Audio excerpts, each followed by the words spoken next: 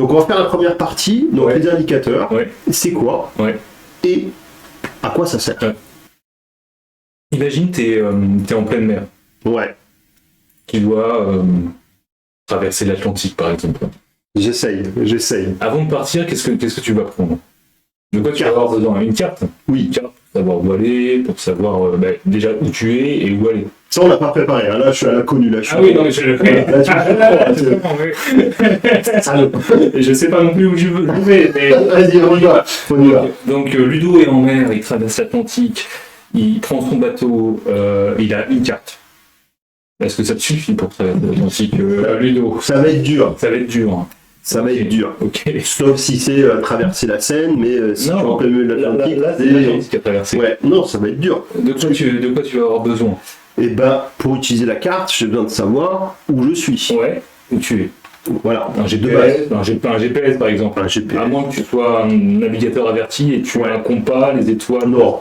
C'est la pierre pour moi à travers le brouillard. Non, un GPS. Ouais. Oui. Quoi d'autre? J'ai besoin de savoir la vitesse, par exemple. La vitesse à laquelle tu avances, tu navigues. La force du vent. Ouais. Pour savoir où est-ce que je dois mettre mes voiles. Je suis à voile ou je suis à moteur? C'est à voile. Je suis à voile. C'est à voile, c'est. Easy. Non, de la vitesse du vent. Un permis, c'est vrai. Un permis. Voilà. Ouais. Force du vent. Au moment donné, ou force du vent tenter. Ça peut être pas mal d'avoir la météo. Projeter aussi. Ça peut être pas mal d'avoir la météo. Ce qui fait la difficulté, le challenge des skippers, c'est de savoir où va le vent pour qu'ils anticipent leur trajectoire. Et c'est là où tu m'emmènes. C'est là où tu m'emmènes. Je m'emmène dedans, je me suis laissé naviguer. Peut-être qu'une KPI, c'est ça. Peut-être que là, tu es en train de construire des outils qui vont te permettre d'avoir des KPI et qui vont te permettre d'arriver à destination. Le plus proche possible de ta destination. Tu prends ton GPS qui va te servir, qui va te permettre de t'orienter. Tu prends ta carte, tu prends ton système météo et là tu es en train de construire tes KPI en fait qui te permettent d'aller sur ton objectif sans problème en fait. Ça va te permettre en fait à n'importe quel moment de savoir où tu en es, où tu en es par rapport à ton objectif, ou qu'est-ce qui t'attend aussi. Tu as la météo, tu peux suivre la météo, donc qu'est-ce qui t'attend.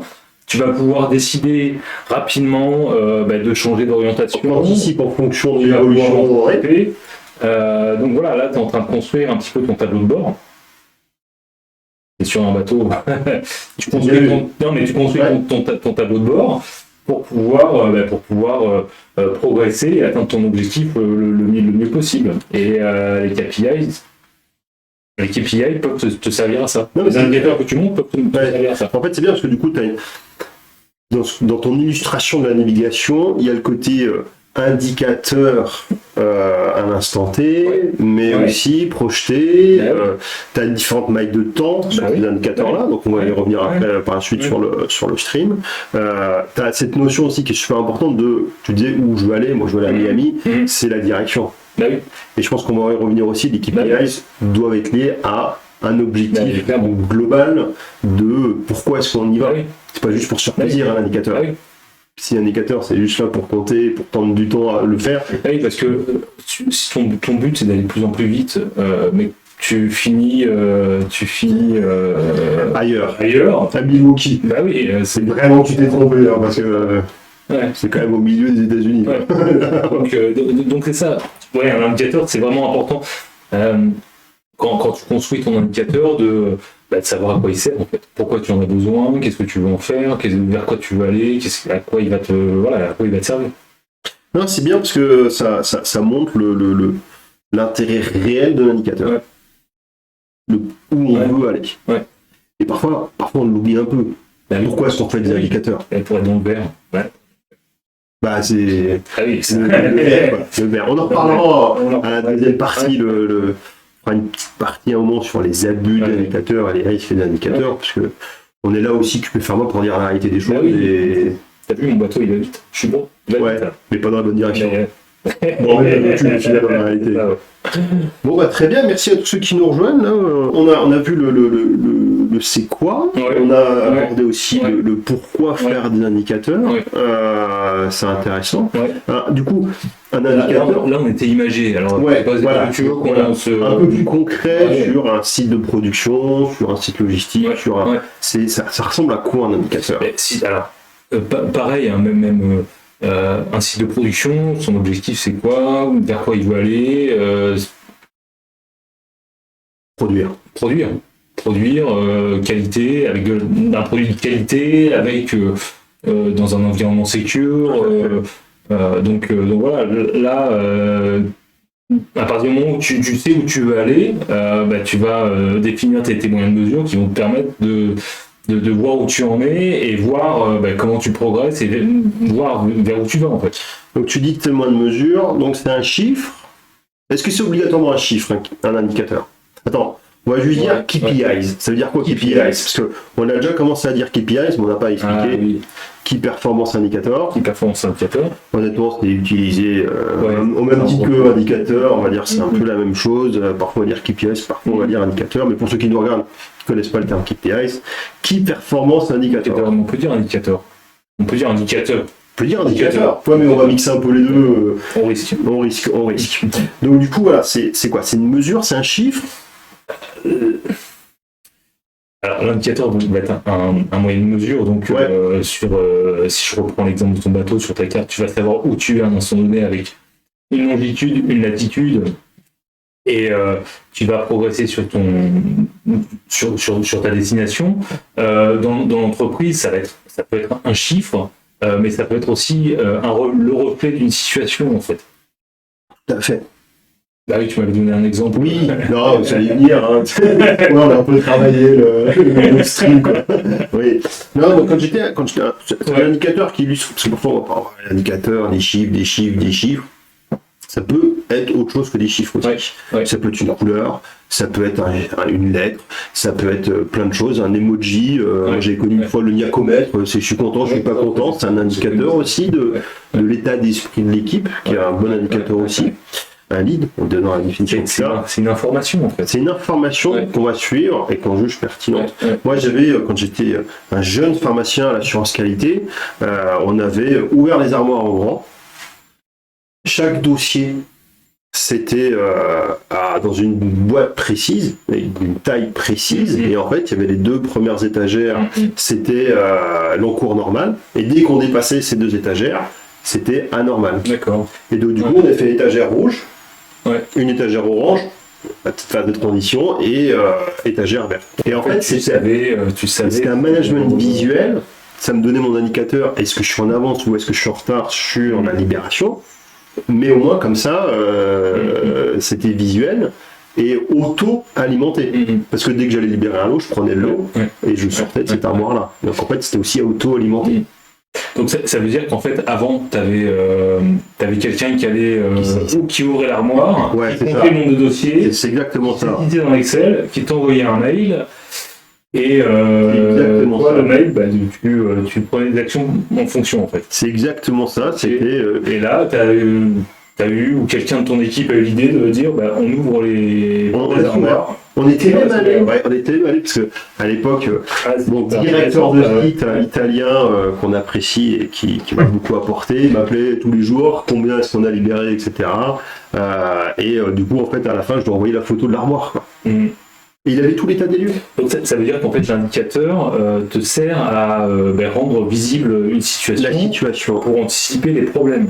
Oui, anticiper les problèmes, anticiper les déviations, les dérives, déviations, on va pas utiliser ce terme, mais quand je parle les dérives pour pouvoir les anticiper au plus tôt. C'est ça.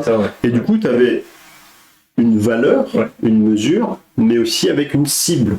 Tu me parlais de la navigation, la cible, c'est arrivé à Bonport, à Miami.